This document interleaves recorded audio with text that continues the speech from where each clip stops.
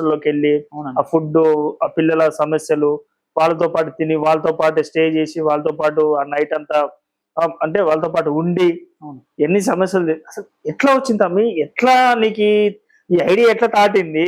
నువ్వు ఏ సమస్యలు గుర్తించినావు? నీకు ఎలాంటి అనుభూతి కలిగింది ఆ ఈ యొక్క జర్నీలో? అన్న నేను మా ఏరియాలో ఒక 2-3 పిల్లలు గవర్నమెంట్ హాస్టల్లో చదువుతున్నాను. ఒకరోజు నేను హాస్టల్ వాళ్ళని తీసుకొద్దామని వెళ్ళి ఉండే. అప్పుడు హాస్టల్లో నేను చూసినా సరైన బాత్రూమ్స్ లేవన్నా. అంటే సరైన బాత్రూమ్స్ లేక ఆ ఫుడ్ విషయంలో ఎన్నో ఇబ్బందులు ఉన్నాయని వీళ్ళు నాకు చెప్పారు పిల్లలు. అమ్మ నేను దాని మీద దీని మీద ఫైట్ చేసినంటే కూడా చదువుకునే పిల్లలకి సరైన వసతులు లేవని వాళ్ళు ఇబ్బంది పడుతారు. దీని మీద నేను ఫైట్ చేస్తే మంచిగా ఉంటుంది. దీనివల్ల ఎంతో మంది పిల్లలు కూడా హ్యాపీగా ఫీల్ అవుతారు అని చెప్పేసి నేను మా హాస్టల్ మా హక్కులు అని చెప్పేసి ఒక ప్రోగ్రామ్ ఎంచుకొని 20 రోజులు అన్న 20 రోజులు రోజుకు ఒక హాస్టల్ చొప్పున నేను వెళ్ళి ఆ హాస్టల్ ఫుడ్ నా వండినాక నేను వాళ్ళతో పాటు తిని అదే హాస్టల్లో పడుకొని ఆ వసతులు ఎట్లున్నాయి హాస్టల్ వార్డెన్తో సంప్రదించి, సార్ అంటే అక్కడ ఏదైనా తప్పుగా జరిగి అంటే ఏమైనా క్లియర్గా లేకుంటే ఎమ్మటే హాస్టల్ వార్డెన్ పిలిచి మాట్లాడేది. ఏం సార్ ఇది ఏంది, ఫుడ్ ఏంది ఇట్లుంది, ఈ బాత్రూమ్స్ అయినా ఇవి ఇట్లున్నాయి, ప్రతి ఒక్కటి ఫైట్ చేసేది. ఎప్పుడైతే నేను మా హక్కులు ప్రోగ్రామ్ ఫినిష్ చేసినాక నాకు చాలా మంది పిల్లలు ఫోన్ చేసి చెప్పారు, అన్న నువ్వు వచ్చిపోయినాక హాస్టల్స్ అన్ని మారిపోయినాయి అన్న. ప్రతి ఒక్క హాస్టల్లో కూడా ఇప్పుడు మా ఇంట్లో ఎట్లయితే ఫుడ్ పెడుతురో అట్లా పెడుతురు అన్న. నువ్వు ఎప్పుడైతే వచ్చినావో, ఎప్పుడైతే నువ్వు ఫైట్ చేసినావో, ఎప్పుడైతే నువ్వు హాస్టల్ వార్డెన్ తోటి వాళ్ళని ఫైట్ చేసి ఎప్పుడైతే అడిగినావో మాకు చాలా మార్పులు జరిగినాయి అన్న నీ రాకతోటి అని చెప్పేసి ఎంతమంది పిల్లలు అన్న ఇవాళ వాళ్ళందరూ కూడా నాకు ఫోన్లు చేస్తుంటారు. నాకు ఫోన్ చేసి అన్న నువ్వు వచ్చి నీలాంటి వాడు ఉండాలన్న. నువ్వు ఎంతో మంది విద్యార్థి సంఘ నాయకులను చూసినాం కానీ ఎవరు వచ్చి మాతో ఒక రోజు స్టే చేసింది లేదన్న ఇప్పటిదాకా. ఏదో పైకి వచ్చినావా, సార్ని కలిసినావా, ఏదో పైన చూసుకుని 2 ఫోటోలు దిగి 2 వీడియోలు తీసుకొని వెళ్ళిపోయినట్టు ఉన్నారు. కానీ మా కోసం ఒక రోజు మొత్తం స్టే చేసి అసలు హాస్టల్ ఏంది, ఎట్లుంది, ఫుడ్ ఎట్లుంది, అసలు ఒక్కొక్కరికి ఎంత అమౌంట్ రావాలి, వీళ్ళు ఎంత ఇస్తుర్రు, నిజంగా అందాల్సినవి అందుతున్నాయి అని చెప్పేసి నువ్వు ఫైట్ చేసినావా. నువ్వు వచ్చిపోయినాక చాలా మార్పు జరిగిందంటే పిల్లలందరూ కూడా నాకు ఫోన్ చేసి ఇప్పటికి కూడా వాళ్ళు ఇప్పటికి కూడా ఏమంటారు అంటే, అన్న నువ్వు ఏదైనా పిలుపుని ఆర్గనైజేషన్ తరపున ఏదైనా పిలుపునిస్తే మీ అందరం రావడానికి సిద్ధం అన్న. పిలిస్తే ఇప్పుడు నేను చెప్తున్నా కదా, నేను సూర్యాపేటలో ఉన్న SC ST BC హాస్టల్కి ఎవరికి ఫోన్ చేసినా నా కోసం రావడానికి రెడీగా ఉన్నారు. అంతేనా? ఊళ్ళల్లో తుమ్మతుర్తి నుంచి కోదాల నుంచి వచ్చి చదువుకున్నారు అన్న. Okay okay. సో నువ్వు ప్రధానంగా నువ్వు ఈ రాజకీయ జర్నీ స్టార్ట్ చేసినప్పటి నుంచి కానీ ఆ జర్నీ కాంచి ఇప్పటి వరకు చని అమ్మ ఏంద్రా నాకు ఈ కష్టం అని బాగా బాధపడ్డ సందర్భం ఏంది? బా ఆ రాజకీయంలో అంటే నేను చేసినంత రాజకీయం పీరియడ్లో ఈ విషయం నేను చాలా సంతృప్తిగా ఉన్నా అనే విషయం ఏంటి? చాలా బాధ అనిపించింది ఏంటంటే అన్న 2023 సంఘటన అన్న, పోలీసు వాళ్ళ మీద 144 సెక్షన్ ఎట్లయితే పెడితే ఎట్లుంటది అన్న, అంతమంది పోలీసు వాళ్ళు వచ్చి ఒక్క పిల్లగాడు బయటకు వెళ్తే వాళ్ళని తీసుకుపోయారన్న స్టేషన్కి. తీసుకుపోయి శ్రీకాంత్ ఎక్కడ ఉండి చెప్పండి, శ్రీకాంత్ కదా రాయి చేయించింది, శ్రీకాంత్ కదా దాడి చేయించింది అని చెప్పేసి మస్తు ఇబ్బంది పెట్టేది అన్న. దగ్గర ఒక 10 నుంచి 15 మంది పిల్లగాని 3rd డిగ్రీ కూడా చేయడం జరిగింది అన్న. ఆ రోజు నేను మస్తు బాధపడ్డా. ఏంది వాళ్ళు నిజంగా చేసిన వాళ్ళు అయితే నేను బాధపడపోదునన్న, వాళ్ళకి ఈ గొడవతో ఎటువంటి సంబంధం లేదు. నా మిత్రుడు కొత్తగా పెళ్లి చేసుకున్నాడు, వానికి పంచాయతీకి సంబంధం ఉండదు, వాని పని వాడు చేసుకొని బతికేటోడు. వాడిని తీసుకుపోయి 2 రోజులు స్టేషన్లో పెట్టి 3rd డిగ్రీ చేసిరన్న. వాడు బయటికి నడుచుకుంటూ వస్తుంటే నాకు మస్తు బాగా అనిపించింది అన్న. అంటే ఆ దెబ్బలు తిని వాడు చేసింది కాదు, వాడు ఎలాంటి ఇన్వాల్వ్మెంట్ అట్లా తప్పు చేయని వాళ్ళం కూడా అన్న. అధికార పార్టీ వీళ్ళందరినీ భయపెట్టిస్తే శ్రీకాంత్ కానివ్వండి వీళ్ళు తిరగరు, లేకుండా కానీ ఇరికిస్తే, లేకుండా కానీ వీళ్ళని ఒకసారి భయపెట్టించినామంటే వీళ్ళెవరు కూడా వాని ఎమ్మడి తిరగడానికి భయపడతారు. ఇంట్లో కూడా వాళ్ళకి ప్రెజర్ వస్తుంది కదన్నా, శ్రీకాంత్ ఎమ్మడి తిరుగుతున్నా వాని ఎమ్మడి తిరిగేయాలి, నువ్వు స్టేషన్ మీద దెబ్బ తినాల్సి వచ్చిందని చెప్పి అంటారని చెప్పేసి మస్తు ఇబ్బంది పెట్టేదాన్ని. ఆ రోజు నేను చాలా ప్రాబ్లమ్ ఫేస్ చేసినాను. ఎవ్వరు ఇక్కడ మా ఏరియాలో ఉంటుంది, ఎవ్వరు పిల్లలు అవ్వకుండా వాళ్ళందరినీ పిలిచి లేని వాళ్ళని కూడా ఎక్కించుకుపోయి విచారణ చేయాలి, మిమ్మల్ని రా అని చెప్పి తీసుకుపోయి కొట్టిన అన్న. ఆ రోజు నేను చాలా బాధపడ్డా. మరి ఆ రోజు ఆ సంఘటన జరిగిన తర్వాత మరి మీ పిల్లలు దూరం అయ్యారా? మళ్ళీ మీ వాళ్ళు లేదన్న, ఒక్కరు కూడా దూరం కాలేదు. వాళ్ళు ఇంకా బలంగా ఎందుకంటే మా అన్న ఇలా వీళ్ళు ఇంత తీసుకొని మా అన్న మీ అన్న ఎక్కడుండు చెప్పు అని అడుగుతుర్రు. ఇవాళ ఇంత చేస్తారంటే ఖచ్చితంగా ఏదో ఒక రోజు అయితే మన లీడర్ అవుతారు ఆయన. వీళ్ళందరూ అంటే పెద్ద పెద్ద అన్న, ఇప్పుడు నాకు 20 అప్పుడు ఆ సంఘటన జరిగినప్పుడు నాకు 24 ఏళ్ళే అన్న. ఆ సంఘటన నాకు 24 ఏళ్ళే. అవతల వాళ్ళు ప్రజలు పెట్టే వాళ్ళందరూ 50 ఏళ్ళు, 45 ఏళ్ళు, 60 ఏళ్ళు ఉన్నారు. అంటే వాళ్ళందరూ కూడా నా మీద ఇంత ప్రెజర్ పెడుతున్నారు అంటే వాళ్ళకి నేనైతే నా పవర్ ఏందో చూపిస్తున్నా కదా. అది పిల్లలు కూడా అర్థం చేసుకురానా. ఏదేమైనా కానీ ఎన్ని ఇబ్బందులు పెట్టాను, ఎన్ని కష్టాలు పెట్టాను, ఎన్నిసార్లు జైలుకి పంపేయండి. మొన్న రీసెంట్ గా కూడా మా తమ్ముడు వేణు అని చెప్పిన కదా, మా ఫ్రెండ్ భరత్ అని ఉంటాడు, తీసుకుపోయి 3 రోజులు కొట్టిరాను. ఎందుకు తీసుకుపోయి నేను అప్ స్కానింగ్ లో ఉండి యాంటిసిపేటరీ బెయిల్ ట్రై చేసుకుంటున్నాను. ఇది మొన్న జరిగిన సంఘటనలో. ఓకే. అయితే మా మిత్రుడు భరత్ అని చెప్పేసి నాకు ఒక 20,000 రూపాయలు, నేను అంటే మా ఇల్లు కన్స్ట్రక్షన్ జరుగుతుంది, నేను వానికి వేరే ఈ హౌస్ పర్పస్ లో అమౌంట్ కొట్టిన. అయితే అమౌంట్ కొట్టిన ట్రాన్సాక్షన్ తీసుకుపోయి నేను ఎందుకు అమౌంట్ కొట్టిన వాడిని అంటే వాడు నీకు ఎందుకు అమౌంట్ కొట్టిండు, వాడు ఎక్కడున్నా నీకు తెలుసు. ఇప్పటిదాకా భరత్ అనే వ్యక్తి మీద ఎలాంటి కేసు లేదన్నా. ఇందులో కూడా పాలిటిక్స్ కూడా ఇన్వాల్వ్ కాడన్నా. కేవలం నేను అమౌంట్ కొట్టిన తీసుకుపోయి 2 రోజులన్నా మా అమ్మని కూడా నైట్ 9 దాకా స్టేషన్లో కూర్చోబెట్టాను. ఒక లేడీని స్టేషన్లో 9 దాకా కూర్చోబెట్టే ఎక్కర్లేదన్నా. మా అమ్మని 9 దాకా కూర్చోబెట్టి నీ కొడుకు వచ్చేదాకా నేను వదిలిపెట్టాను. నైట్ 9 దాకా కూర్చోబెట్టాను మా అమ్మని. అట్లా 6 రోజులు కూర్చోబెట్టాను మా అమ్మని. 6 రోజులు కూర్చోబెడితే వేరే 2-3 అన్నవాళ్ళు ఆ విషయం తెలుసుకొని ఇది ఎక్కడిది డైరెక్ట్ ఫోన్ చేసి సిఏ గారికి ఫోన్ చేసి ఇది కరెక్ట్ గా సార్, మేము వచ్చి ధర్నా చేయాల్సి వస్తుంది, మీరు సరే తప్పు చేసిండో చేయలేదు ఆ వ్యక్తిని శ్రీకాంత్ పట్టుకోండి, మీరు వాళ్ళ అమ్మని తీసుకొని మీరు లేడీని కూర్చోబెట్టింది నైట్ 9:30-10 దాకా. మా ఫ్రెండ్ చోటు అని ఉంటాడు, వాళ్ళమ్మ గవర్నమెంట్ ఎంప్లాయ్, వాళ్ళమ్మని మా అమ్మని కలిసి నైట్ 9 దాకా కూర్చోబెట్టారు. నైట్ 9 దాకా కూర్చోబెట్టారు. ఎడిపోయారు మీ నాయకులు, ఎడిపోయారు సర్వోత్తమ్ రెడ్డి గారు, ఎడిపోయారు పటేల్ రమేష్ రెడ్డి గారు, ఎడిపోయారు. మరి వాళ్ళు అప్పుడు మీకేమి సపోర్ట్ చేయలేదు కదా, నువ్వు ఎందుకు వాళ్ళ మీద విశ్వాసం పెంచుకుంటున్నావు? ఇందాకనే చెప్పినా కాంగ్రెస్ పార్టీ అనేది సరే అంటే వాళ్ళ దృష్టికి వెళ్ళిందా మరి ఈ విషయం? కొంతమంది నాయకుల దృష్టికి వెళ్ళింది. వాళ్ళు కూడా ఏమనుకున్నారంటే మనం ఎందుకు ఇది పూసుకోవడం అని చెప్పేసి కూడా వాళ్ళు కూడా, అంటే అక్కడ అవతల వ్యక్తి కాంగ్రెస్ అయ్యిండు, నేను కాంగ్రెస్ అయినా, ఇంకా వాళ్ళు ఎవరికి సపోర్ట్ చేయలేదు. కాకపోతే ఒక వ్యక్తి ఏం చేసిందంటే ఫుల్ ఫ్లెడ్జ్డ్ గా సపోర్ట్ చేసి వీడిని మనం పిలిస్తే రాడు, వీడు మనం చెప్పిన మాట వినడు, మనం చేయొద్దన్న పని చేస్తానని చెప్పేసి బాగా నమ్మే ప్రెజర్ పెట్టడం. మీ కాంగ్రెస్ నాయకుడు కానీ ఎప్పుడైతే మా అమ్మని కూర్చోబెట్టారో నేను ఇంకా గట్టిగా అనుకున్నానా, ఖచ్చితంగా ఏదో ఒక రోజు ఖచ్చితంగా పెద్ద లీడర్ కావాలి.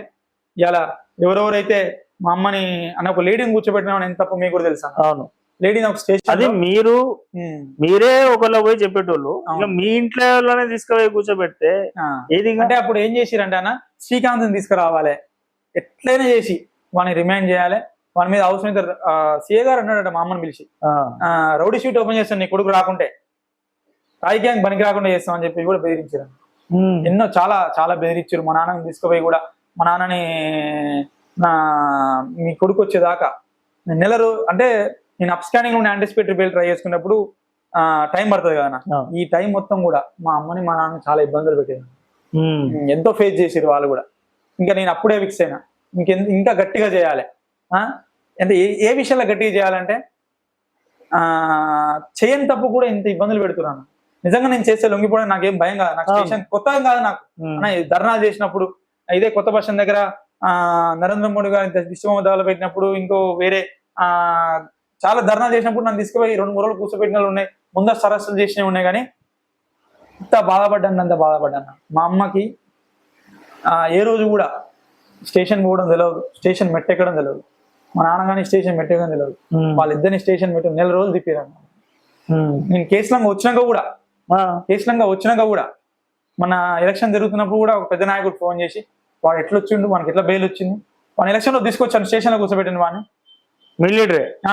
మీ కాంగ్రెస్ లీడర్? మా కాంగ్రెస్ కూర్చోబెట్టారు వాడిని, వాడు ఉండొద్దు బయట అని చెప్పేసి. అంటే వాళ్ళు నా దగ్గర రావడం జరిగింది. వేరే మా అన్నకు ఫోన్ చేసి నేను కూడా అటేటా కూర్చోబెడతారు, బైండ్ ఓవర్ చేస్తాను నేను అది అని చెప్పి చెప్పినా. కానీ నేను మా అన్న వాళ్ళు మాట్లాడి అటేటా చేస్తారు సార్ మీరు, వాడు చేయని తప్పుకే ఇన్ని రోజులు ఇబ్బంది పడ్డాడు, మళ్ళీ వచ్చినాక కూడా మీరు వదిలిపెట్టకుండా ఇట్లా చేస్తాను చెప్పి వాళ్ళు కూడా ఫైట్ చేయడం జరిగింది. చాలా ఫేస్ చేసిన, చాలా ఇబ్బందులు పడ్డా, చాలా మాటలు పడ్డా, కూర్చొని బాధపడ్డ రాత్రులు చాలా ఉన్నాయన్న. ఏంది ఇంత చిన్న వయసుకి ఇన్ని ఇబ్బందులు పడుతున్నా ఏంది అని కూడా చాలా బాధలు పడ్డా. మా అమ్మ నాన్నని స్టేషన్ మెట్టు ఎక్కించినప్పుడు నేను చాలా బాధపడ్డా. వాళ్ళకి మెట్టు స్టేషన్ అంటే ఏంటిదో కూడా తెలియదు అన్న. ఏ రోజు స్టేషన్ పోలే వాళ్ళు. ఆ, ఈ బెయిల్ అంటే ఏంటిదో కూడా తెలియదు వాళ్ళకి. ఆ, ఈ బెయిల్ ఎట్లా పెట్టాలో కూడా తెలియదు, ఈ బెయిల్ ఎట్లా అప్లై చేయాలో కూడా తెలియదు వాళ్ళకి. ఉమ్, ఇట్లాంటిది నా కోసం కోర్టుల చుట్టూ, జైళ్ళ చుట్టూ, స్టేషన్ల చుట్టూ వాళ్ళు తిరుగుతుంటే ఉమ్, మస్తు బాధపడ్డాను. ఉమ్, స్టేషన్ లో జైల్లో కూర్చొని మస్తు బాధపడ్డా. ఏంది అంటే నేను ఒక న్యాయం కోసం కొట్టాడితే కూడా ఇన్ని ఇబ్బందులు పెడతారా అని కూడా మస్తు బాధపడ్డా. ఉమ్. అదే కదా మరి రాజకీయం అంటే. మరి రాజకీయంలో ఇంత మంచితనం, ఇంత స్మూత్ పనికిరాదు కదా తమ్మి. మరి అన్న నువ్వు చూస్తే కొంచెం సెన్సిటివ్, అంటే సెన్సిటివ్ మీన్స్ ఏంటంటే అంటే పట్టి విక్రమార్కులు లెక్కనే ఉన్నావు. అన్న ఇప్పుడు తాజ్బాబు తన పిల్లల్ని తను కాటేసినట్టుగా మీ కాంగ్రెస్ పార్టీ లీడరే నేను ఇబ్బంది పెడుతుంది కదా, మరి ఎట్లా కొనసాగుద్ది నీ జర్నీ? లేదన్నా, కొన్ని మళ్ళీ కూడా చెప్తున్నానా, ఎన్ని కష్టాలు గాని మళ్ళీ ఏం చేస్తారన్నా, మళ్ళీ ఏదో ఒక తప్పుడు కేసు పెట్టి మళ్ళీ పంపిస్తారు జైలుకి. అంతకుమించి వీళ్ళు చేసేది ఏమైనా ఉందా అన్న? అంతకుమించి చేయరు కదా. చేయనేయండి, అన్నిటికీ సిద్ధం అన్న. రాజకీయంలో ఎప్పుడైతే నేను ఎంటర్ అయ్యానో అన్నిటికీ సిద్ధమే నేను ఎంటర్ అయినాను. అది మళ్ళా తప్పుడు కేసులు పెడతారేమో, పెట్టనేయండి. మళ్ళీ 3 నెలలు జైలు వేసినాము, ఏనేయండి, అన్నిటికీ సిద్ధమే ఉన్నా నేను. కానీ నేను ఎంచుకున్న మార్గాన్ని మాత్రం వదిలిపెట్టాను. అది ఎంత కష్టం రాని, వీళ్ళని ఎంత ఇబ్బంది పెట్టని, ఏదైనా చేయనియండి, నేను మాత్రం వీళ్ళకి భయపడేది లేదు. కాంగ్రెస్ పార్టీ వీళ్ళు ఒక్కరిది ఏం కాదన్న. కాంగ్రెస్ పార్టీలో హేమీ నాయకులు ఉన్నారు. నాకు కూడా స్టేట్ లెవెల్ పరిచయాలు ఉన్నాయి. నీలమాధవ్ గారికి నేను చాలా దగ్గర ఉంటా. బల్మూరి వెంకట్ గారికి ఇప్పుడు నేను ఫోన్ చేసి కూడా మాట్లాడతా. నాకు అంత రిలేషన్షిప్ ఉంది. 6-7 అనుబంధం ఉంది నాకు బల్మూరి వెంకట్ తోటి. ఎవరు లేనప్పటి నుంచి తిరిగినా నేను బల్మూరి వెంకట అన్న తోటి. హుజురాబాద్ లో అన్నకి ప్రచారం చేసిన, మునుగోళ్ళు అన్న పెట్టిన పాదాభిబంధన కార్యక్రమానికి ముందుండి ఆర్గనైజేషన్ చేసిన. వీళ్ళని నమ్ముకొని వీళ్ళకి భయపడేది ఏం లేదు. వీళ్ళు పెట్టనేయండి, ఎన్నైనా చేసుకుని అన్న, అన్ని ఫేస్ చేద్దానికి నేను సిద్ధంగా ఉన్నా. ఇంకెన్ని కేసులు పెడుతూ పెట్టనేయండి, ఎన్నిసార్లు జైలు పంపిస్తారు పంపించండి, ఏం కాదు. ఇదంతా కూడా సర్వోత్తమ్ రెడ్డి గారు వచ్చిన తర్వాత ఇవన్నీ పోతాయంటావా? మార్పు జరుగుతుందా? చాలా పోతున్నాయి.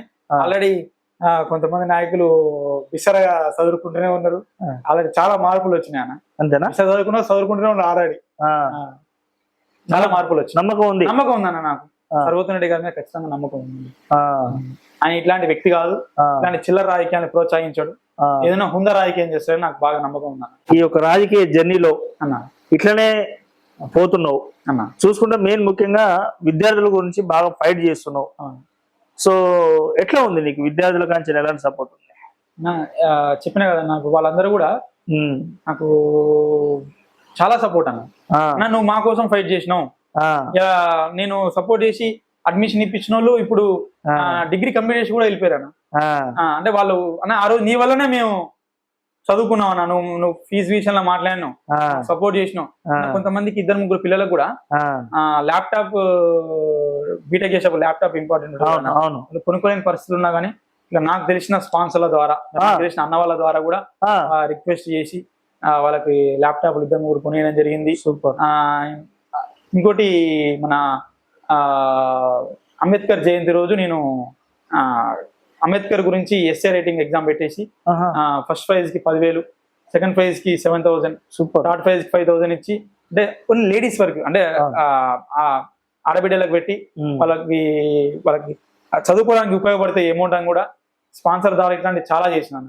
ఇప్పటికి కూడా నిన్న కూడా ఒక తమ్ముడు కాల్ చేసి అన్న నాకు ఇట్లా ల్యాప్టాప్ కావాలన్నా, ఇంతకుముందు మా తమ్ముడికి నువ్వే హెల్ప్ చేసినావు, ఈసారి కూడా నువ్వే ఏదో ఒకటి చేయాలంటే మీకు ఖచ్చితంగా నువ్వు రా, ఒక రోజు మాట్లాడదాం అంటే. నాకు అమెరికాలో ఎన్ఆర్ఐ ఫ్రెండ్స్ ఉన్నారన్న కొంతమంది, వాళ్ళు నాకు ఇలాంటి విషయంలో సపోర్ట్ చేస్తారు. అంటే ఇట్లాంటి సోషల్ సర్వీస్ విషయంలో వాళ్ళు నాకు సపోర్ట్ చేస్తారు. నా ఫ్రెండ్స్ అందరూ కూడా ఇప్పుడు ఎన్ఆర్ఐస్ అమెరికాలో కొంతమంది, ఆస్ట్రేలియాలో కొంతమంది, వీళ్ళందరూ సెట్ అయ్యారు. వీళ్ళందరూ కూడా ఏంటంటే మా టీం మొత్తం నేను ఒక్కనే పాలిటిక్స్ దృష్టికి పోయినా, వాళ్ళందరూ కూడా నాకు ఫుల్ ప్రెజర్ గా సపోర్ట్ చేస్తారు, ఎంకరేజ్ చేస్తారు, చాలా సపోర్ట్ చేస్తారు. అంతేనా? ఇలాంటి సోషల్ సర్వీస్ విషయాలు ఏమైనా ఉంటే వాళ్ళ ముందు నాకు సపోర్ట్ చేస్తారు. నేను ఇప్పుడు కూడా చెప్తున్నానా, ఇంకా బయట కూడా ఎంతమంది మీ తరపు నుంచి ఎవరైనా పిల్లలను కూడా శ్రీకాంత్ ఇట్లా ఫీజు మాట్లాడాలని చెప్పండి అన్న, ఖచ్చితంగా నేను 100% సపోర్ట్ 100%. నిజంగా చెప్తున్నా కదా, నువ్వు రాజకీయ నాయకుడు అనుకోవాలో నిజంగా సేవకుడు నాకు అర్థం కావట్లేదు. కానీ సరే, నీకు రాజకీయం అనే ఫ్యాషన్ తోటి రాజకీయాలు ఇంత ఉందాగా ఉంటాయా, ఇంత మంచి వాళ్ళు కూడా ఉంటారా అనిపిస్తుంది నేను చూస్తుంటే. ఇలాంటి హెల్ప్ చేసే వాళ్ళు కూడా ఉంటారా అనిపిస్తుంది. నిజంగా చెప్తున్నా కదా, చాలా వరకు వాళ్ళ అవసరాల కోసం పిల్లల్ని ఖరాబ్ చేసేటోళ్ళని చూసినా కానీ, యూత్ ని ఖరాబ్ చేసేటోళ్ళని నేను ఎక్కువ చూస్తున్నా. కానీ యూత్ కి నువ్వు ఒక మెసేజ్, ఒక నిజంగా అంటే ఒక ఆదర్శవంతంగా నువ్వు కనపడుతున్నావు నాకు, నిజంగా చెప్పాలంటే. నేను నీకంటే చిన్నోనైతే నేనే నీ వెనకాల తిరిగేటోని. అందరూ అదే అంటారు అన్న. అంటే నార్మల్ గా చాలా మంది కూడా అదే అంటారు, మేము చేయలేదు నువ్వు చేస్తున్నావు శ్రీకాంత్. శ్రీకాంత్ ఇంత చిన్న వయసులో ఇట్లా గెటిన్ అవుతావు అని మేము అనుకోలేదని చాలా మంది అన్న. చాలా మంది స్వామినాయుడు అన్న కావచ్చు, నాకు ప్రతి విషయంలో సపోర్ట్ గా ఉంటాడు అన్న. ప్రతి విషయంలో స్వామినాయుడు అన్న కావచ్చు, చలసాని రాజీవ్ అన్న కావచ్చు, ఎన్ఆర్ఐ చలసాని రాజీవ్ అన్న. నేను యూత్ కాంగ్రెస్ అప్పుడు కూడా నాకు చాలా సపోర్ట్ చేశారు వీళ్ళిద్దరు నన్ను. అంటే నీలాంటి వ్యక్తి ముందుకు పోవాలి శ్రీకాంత్, ఎందుకంటే మేము చూసినాం, నేను ఒక పట్టుదలతో ముందుకు వచ్చినాం, నీలాంటి వ్యక్తి ముందుకు పోవాలని చెప్పేసి కూడా ప్రతి విషయంలో అన్న నాకు వీళ్ళు సలహాలు ఇస్తూనే ఉంటారు. వాళ్ళ సలహాలు ఖచ్చితంగా నేను పాటిస్తా. వాళ్ళు ఇచ్చే ప్రతి ఒక్క సలహా కూడా నా ఎదుగులకు చాలా ఉపయోగపడుతుంది. వాళ్ళ సలహాలు ప్రతి విషయంలో అన్న. ఇప్పుడు నేను రాజవన్నకు కావచ్చు, స్వామన్నకు కావచ్చు అన్న, ఈ పిల్లవాడికి కష్టం ఉందంట, మీ ద్వారా ఏదైనా ఉందంటే 100% వాళ్ళతో ఏది చేస్తాను. నా మాటకు వాళ్ళు ఖచ్చితంగా రెస్పెక్ట్ ఇచ్చి అదైతే ముందుండి చేస్తారు. నాకు చాలా ఆనందం. ఇలాంటి అన్నలు దొరికినందుకు కూడా నేను గర్వంగా ఫీల్ అవుతున్నా. ఎందుకంటే నాలాంటి అన్న ఎంతో పెద్ద పెద్దోళ్ళు ఉన్నారన్న, వాళ్ళకి అంత సహాయం అందిందో అందులో నాకు తెలియదు, కానీ నాకైతే నాకైతే మస్తు ప్రోత్సహిస్తారు, చాలా ప్రోత్సహిస్తారు అన్ని విధాలా కూడా. తమ్మి నువ్వు ఈ స్టెప్ ఈ దారిలో మంచిగా ఉపయోగపడుతుంది, నువ్వు ఎంచుకున్న మార్గం ఇది కదా, చాలా చేశాను. లాస్ట్ అండ్ ఫైనల్ గా అన్న అసలు ఏంది నీ డ్రీమ్ ఏంది, నువ్వు ఏం కావాలనుకుంటున్నావు, నీ ఆశయం ఏంది అన్న? నా ఆశయం ఏంటంటే అన్న, మన ఇండియాలో యూత్ ఎక్కువ ఉంటారు, చాలా యువత ఎక్కువ ఉంది. యువత అందరూ కూడా రాజకీయానికి రావాలి, అందరు రావాలి, అందరం కూడా ప్రశ్నించడం నేర్చుకోవాలి, భయపడద్దన్నా. ఇప్పుడు ఏం చేస్తారన్న, మా అంటే కేసులు పెడతారు. ఇట్లా ఇట్లా భయపడుకుంటుంటే సమాజం ముందుకు పోదన్న. యూత్ అందరు బయటికి రావాలి, మాకు రావాలి. ఇలా ఒక వార్డు కౌన్సిలర్ గెలిచిరన్న, కొంతమంది గెలిచినాక గెలవక ముందుకు 100 హామీలు ఇస్తారన్న. అవును, గెలిచినాక ఏ హామీ నెరవేర్చట్లేదు. అదే నీలాంటి ఒక నాయకుడు, యూత్ లీడర్ బయటకు వచ్చి అన్న నువ్వు వారు గెలవ ముందుకు ఇది మాట్లాడినావు, మరి గెలిచినాక ఎందుకు చేయట్లే అంటే ఎందుకు చేయరన్న? ఇలా యూత్ ఎట్లుందంటే అంటే యూత్ లోకి వస్తున్న కొంతమంది రాజకీయ నాయకులు, రాజకీయ నాయకులు సరే వాళ్ళు నిజంగా నువ్వు అన్నట్టు పిచ్చి పిచ్చిగా హామీలు ఇస్తారు, సరే గెలుస్తారు.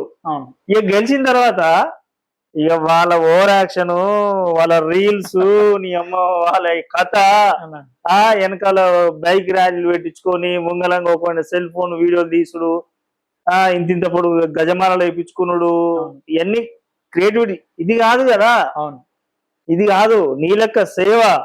నేను నమ్ముకున్నానికి నువ్వేం చేసినావు, నేను కొంతమందికి ఉద్యోగాలు ఇప్పించడం కానీ, ఫీజులు మాఫీ చేపియాలి కానీ గిజ్జేయాలి. నీలాంటి వాళ్ళకు ఓ పదవి ఇవ్వాలి, ఒక కౌన్సిలర్, చైర్మన్, వైస్ చైర్మన్, మీలాంటి వాళ్ళకి ఇస్తే ఇంకా జెట్ స్పీడ్ లో పోతారు కదా, చాలా మందికి సేవలు చేసే అభివృద్ధి ఛాన్స్ ఉంటది. అట్లా కాదు ఇవ్వాలి. ఏందో నీ అమ్మ అసలు నీతి నిజాయితీ అచ్చంగా శుద్ధపూస లెక్క గెలిచినట్టు ఇంటితో రీల్స్ చల్లకుండా వీళ్ళు రీల్స్ చేయడం కోసమే రాజకీయాల్లోకి వచ్చిరేమో అనిపిస్తుంది కొందరు చూస్తుంటే. అవును, అదే నా ఆలోచన. మీకు చెప్తున్నా కన్నా, ప్రశ్నించడం నేర్చుకోవాలి. నువ్వు ఎప్పుడైతే ప్రశ్నిస్తావో, ఎవరైతే నీకు హామీలు ఇచ్చిరు ఎక్కడ వద్దన్నా, నువ్వు పెద్దోని ప్రశ్నించకపోతే నీ వార్డులో ఉంటారు కదా, వార్డు ఓటేసి గెలిపించిన కౌన్సిల్ ఉంటారు కదా, నీకు చెప్పిన నీ గెలవ ముందు 100 హామీలు ఇచ్చి ఉంటారు కదా, నీ ఇంటి ముందుకు వచ్చి పొల్లు దండలు పెట్టి కాళ్ళు మొక్కుంటాడు కదా, వాడిని ప్రశ్నించు అన్న. నువ్వు చెప్పిన హామీ ఇలా చేయలేదని అన్నాను, ప్రశ్నించు. నీతోటే మార్పు మొదలు కావాలి. భయపడాలి ఇంకోసారి, అమ్మ నేను పోటీ చేస్తే ఈ హామీలు ఇస్తే వామ్మ వాడు ప్రశ్నిస్తారు నాయన, ఇవ్వకుంటే నువ్వుకోవాలి, రాజకీయం బంద్ చేసా ఇంట్లో కూర్చోవాలి, కానీ అనవసరమైన హామీలు ఇచ్చి నేను ముందు పోతే వీళ్ళని ప్రశ్నించట్టున్నా భయం క్రియేట్ కావాలని నేను అంటున్నా. ప్రశ్నించండి, ప్రశ్నిస్తేనే మార్పు మొదలవుతుంది అన్న. ప్రశ్నించడం నేర్చుకోవాలి, ప్రశ్నిస్తేనే సమాజం బాగుపడుతుంది అన్న. మనం వద్దని చెప్పి ప్రశ్నిస్తే నాకేదైతే భయపడకుండా కూర్చుంటే దొంగల రాజ్యం అయిపోద్ది అన్న. మొత్తం దొంగలే రాజ్యం పాల్పలిస్తారు. నేను ఒకటే అన్న, ఇప్పుడు కూడా యువతకు చెప్పేది ఏంటంటే అందరు బయటికి రావాలి. నేను ఒక్కరినే శ్రీకాంత్ ఒక్కరు రాజకీయం చేస్తే మారదు, మిగతా అందరూ కూడా బయటకు వెళ్ళాలి, అందరు రాజకీయం చేయాలి, రాజకీయాలలో ముందుండాలి, రాజకీయాలలో కొట్లాడాలి, మనకు రావాల్సిన హక్కుల గురించి, మనకు జరాల్సిన న్యాయం గురించి కొట్లాడాలని చెప్పేసి అందరినీ నేను కోరుకుంటున్నా. ఎందుకంటే యువత అనుకుంటే మారంది ఏం లేదన్న, ప్రతిదీ మారుతుంది, ప్రతిదీ మనతో సాధ్యమవుతుంది అన్న. ఇవాళ నేను చెప్తున్నా, నా ఒక్కరితోటే నేను చాలా మందికి సాయం చేసిన. అలా నాలాంటి వాళ్ళు ఎంతో మంది ఉన్నారన్న. బయటకు వెళ్తే మీతో ఎంత మార్పు వస్తుంది, ఎంత అభివృద్ధి చెందుతుంది, ఎన్ని మంచి పనులు జరుగుతాయని ఒకసారి ఆలోచించాలి అని నా ఎమ్మడి తిరిగేటోళ్ళకు నేను ఒకటే చెప్తానా. నేను లీడర్ నైనా, నాతో పాటు దగ్గర 4 మండలాల సూర్యాపేట చివెమ్మల కావచ్చు, ఆత్మకూరు కావచ్చు, పెనువాడ కావచ్చు, సూర్యాపేట రూరల్ కావచ్చు, నాతో పాటు 4 మండలాలు 4 నిలబెట్టి 4 నేను లీడర్ని చేసిన. వాళ్ళకు కూడా చెప్పేది ఏంటంటే, నేను ఒక్క లీడర్ అయితే సరిపోదు, సూర్యాపేట టౌన్ లో కొన్ని పెట్టినా, అది సూర్యాపేట టౌన్ లో పెట్టినా, సూర్యాపేట కాన్స్టెన్సీ వైజ్ గా లీడర్లను పెట్టుకున్నానా. ఇటు ఇటు ముదిరాజ్ పరంగా కావచ్చు, ఇటు యూత్ కాంగ్రెస్ పరంగా కావచ్చు, చాలా మంది లీడర్లని మీరు ఇవాళ ఫైట్ చేసి మీరు బయటకు వెళ్తేనే రేపు మీరే సర్పంచ్ కావచ్చు, రేపు మీరే ఎంపీటీసీ కావచ్చు, రేపు మీరే జెడ్పీటీసీ కావచ్చు, రేపు మీరే కౌన్సిలర్. ఇవాళ నుంచి మీరు మొదలు పెడితే రేపు వచ్చే సర్పంచ్ నువ్వే, రేపు వచ్చే వార్డు కౌన్సిలర్ నువ్వే, రేపు వచ్చే ఎంపీటీసీ జెడ్పీటీసీ నువ్వే. కాబట్టి మనం బయటికి రావాలి. నాతో పాటు 4 మండలాలు 4 లీడర్లు తయారు చేస్తున్నా. రేపన్నా మీరు గుర్తుపెట్టుకోండి, ఒక 5-10 సంవత్సరాల తర్వాత నా టీం అందరూ కూడా సర్పంచులుగా, ఎంపీటీసీలుగా, కౌన్సిలర్లుగా ఖచ్చితంగా పోటీలో ఉంటారు. ఖచ్చితంగా నా అనుకున్న టీంను ఖచ్చితంగా విజయాలు సాధిస్తారు. ఖచ్చితంగా ఆ విజయం నెక్స్ట్ వచ్చే టీం మొత్తం మాదే ఉంటది అన్న, మీరు గుర్తుపెట్టుకోండి. అంతేనా? మళ్ళీ అప్పుడు మనం ఇంటర్వ్యూ తీసుకుందాం అన్న. ఖచ్చితంగా ఇంటర్వ్యూ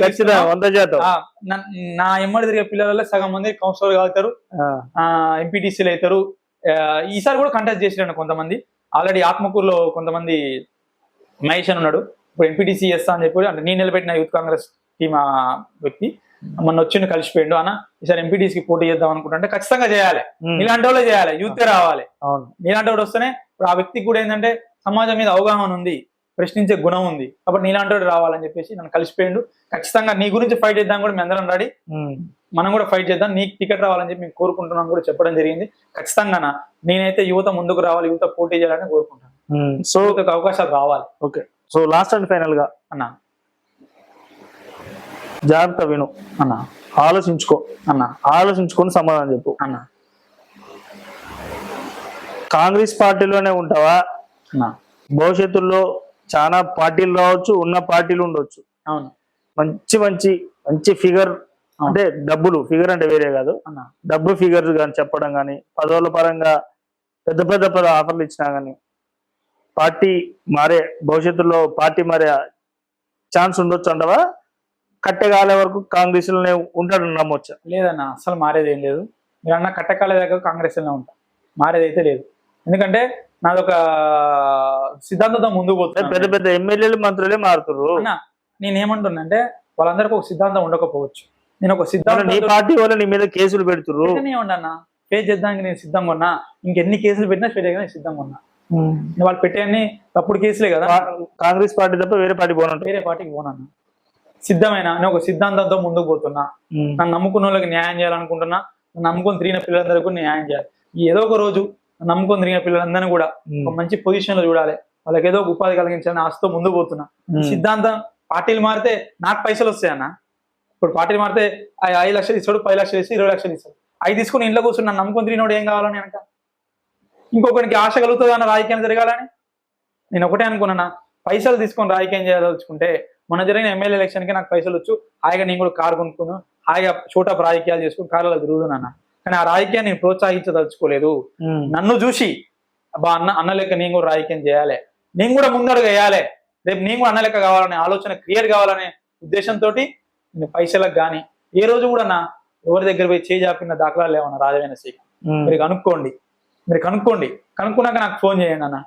ఏ రోజు కూడా ఎవరి దగ్గర పోయి చేయి జాపి నాకు ₹1 కావాలనేది లేదన్న. నా మంచితనంతో ముందుకు పోతున్నా, నా ఫ్రెండ్స్ నాకు సపోర్ట్ చేస్తున్నారు, అన్న వాళ్ళు సపోర్ట్ చేస్తున్నారు, వీళ్ళందరూ ఆశీర్వాదంతో ముందుకు పోతున్నా తప్ప ఏ రోజు ఎవరి దగ్గర పోయి చేయి జాపింది లేదు. నాకు ఇంత కావాలని డిమాండ్ చేసింది, దందా కూడా చేసింది లేదన్న. సరే రౌడీ అంటారు, నిజంగా ఒక గూండాని అంటారు, రౌడీని అంటారు, చాలా అంటారు అన్న. అంటే నా గురించి తెలిసినోడేమో వీడు పెద్ద యువ నాయకుడు రా నాయన, లీడర్ రా అంటారు. తెలవనోడు ఏమంటుండు, ఏమో రౌడీ రా నాయన, వీనెంబడి ఉదయం లేసి 100-150 మంది తిరుగుతారు, అలా రౌడీలు ఉన్నారా అని అనుకుంటారు. కానీ అన్న నేను ఒకటే చెప్పదలుచుకున్నానా, ఏ రోజు కూడా రాజవేణ శ్రీకాంత్ అనే వ్యక్తి మా అమ్మ నాన్న నాకు అది నేర్పించలేదు అన్న. ఏ రోజు కూడా మా అమ్మ నాన్న, మా తాత, మా నాయనమ్మ నాకు ఒకటే చెప్తారు, యువన్ దగ్గర చేయి చాపొద్దురా బిడ్డ, తిండికి లేకుండా చేయి చాపొద్దు, అట్లా బతుకు అని నాకు నేర్పించిన. ఇవాళ కూడా అదే ఫాలో అవుతా, భవిష్యత్తు కూడా అదే ఫాలో అవుతా తప్ప ఏ రోజు కూడా పైసల గురించి ఎవరి దగ్గర లొంగనాన్న. నేను ఒకటే అనుకుంటున్నా, నన్ను చూసి చాలా మంది యువకులు రాజకీయాలకు ఎంటర్ కావాలి.